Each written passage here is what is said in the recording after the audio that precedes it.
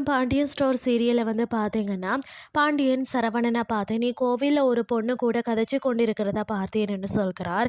மேலும், "நீ வளர்ந்த பிள்ளை யாரு கூடவும் பழகணும் என்று நான் சொல்லக்கூடாது. உனக்கே தெரியணும்னு" சொல்கிறார் பாண்டியன். அதனை அடுத்து, "இப்பதான் விவாகரத்து பிரச்சனை போய்க் கொண்டிருக்கு. அதுக்குள்ள நீ அடுத்த பொண்ணோட கதைக்கிறது எந்த விதத்துல நியாயம் என்று கேட்கிறார் பாண்டியன். அதை கேட்ட சரவணன், "எனக்கு எந்த பொண்ணு கூடயும் தொடர்பு இல்லை" என்று சொல்கிறார்.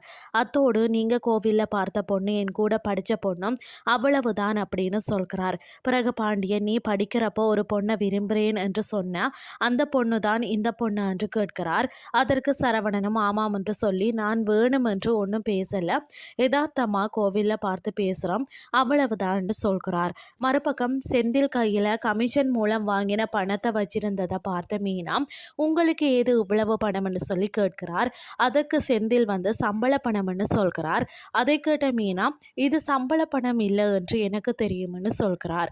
பிறகு செந்தில் சமாளிக்கிறார்.